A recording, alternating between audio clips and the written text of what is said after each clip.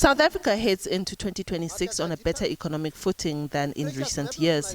The macroeconomic indicators show modest growth prospects, which experts say should be positive for the country's small business sector. It's been quite positive from some of the economic indicators, such as inflation, which has remained within more or less the inflation target. The rand has strengthened quite significantly over the last few days. Interest rates have come down. We take another decision today as to whether that comes down. Still divided views. GDP growth forecasts are positive, somewhere between 1.4 to 1.6% for 2026, which I think is a good step forward.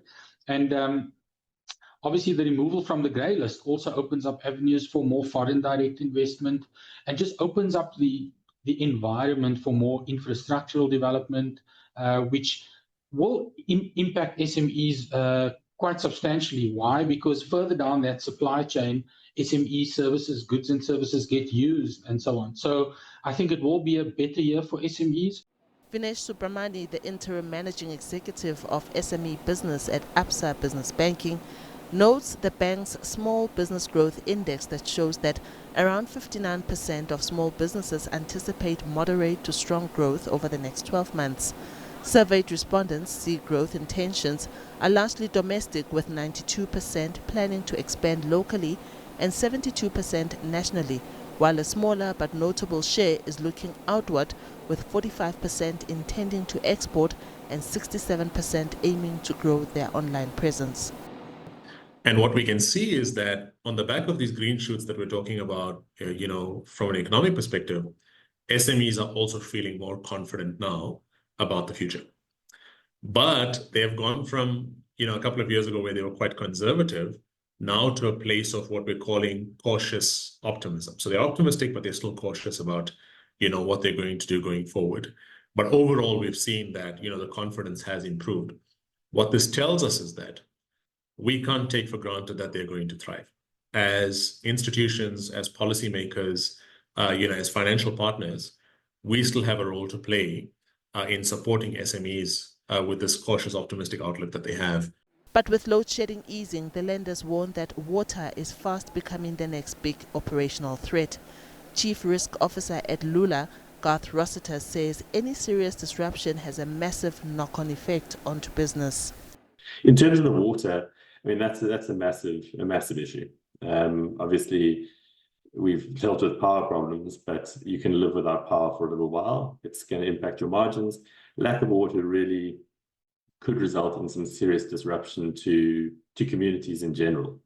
And I think that for me that has massive knock-on effects to the businesses. The inability to access water is a disaster. So it's something that really needs to be addressed. We've been through this cycle a number of times. I think it's just really important that we start planning for these events. We are in a water-scarce country. We go through wet periods and we forget about it. So I think we really need to start planning as a government and providing basic infrastructure, building more capacity over time. Subramani agrees that this is an issue that keeps small business owners awake. It is definitely one of the elements that keeps business owners awake. And so we are starting to see more and more small businesses starting to think about backup storage in the best interest of the business and to make sure it's sustainable going forward. There has definitely been this shift from an infrastructure perspective from electricity to water. The lenders say firms should use this breathing space to future-proof, not relax. To take advantage of this period, the experts recommend a few things that business owners can do to benefit. This includes sharpening funding plans and improving credit scores. I think it's always a magnificent time to be looking at improving your credit rating. So the credit rating, in simple terms, isn't a no. It's not the difference between you getting funding or not getting funding. It determines the price you're paying. So it's a yes at what price. So if you want to pay lower prices or lower interest rates, you need to fix your credit. For businesses in particular, low margin businesses, an increase in 5 or 10% in the interest you pay has a massive impact on your bottom line. So it's always a good idea to keep an eye on your credit. And that means fixing where things have gone wrong. So settling outstanding amounts where you've been avoiding them. And especially in an environment where things are more benign now, economy is improving, you may have surplus cash because of the lower interest rates. use the opportunity to repay debt, to settle your outstanding obligations.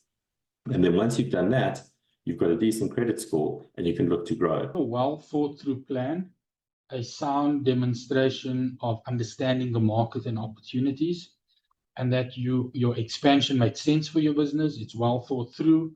The substance is good. So all the assumptions that you're using in that expansion plan is well thought through. The indicators, key drivers in your business is clearly identified and indicated, and that it makes economic sense at the end of the day. So a well thought through plan backed by really passionate entrepreneurs who are willing to back the opportunities that lies ahead, and that they are tangible and not just pie in the sky opportunities. They are tangible, they are well identified, clearly identified, and that the investment expansion and opportunity makes sense. I think it's the right time to start thinking about expansion. Over the last period, SMEs were a bit more reserved. There's a lot of uncertainty in the market and so on. The only cloud hanging over, the only big cloud hanging over everyone's heads at the moment is the international tension between the USA and Europe. 2026 is poised to open up opportunities of recovery, acceleration, and growth for many small businesses. Experts say the real edge may lie in how they manage risk and structure funding, among other interventions. Liabo, Setho, SABC News, Johannesburg.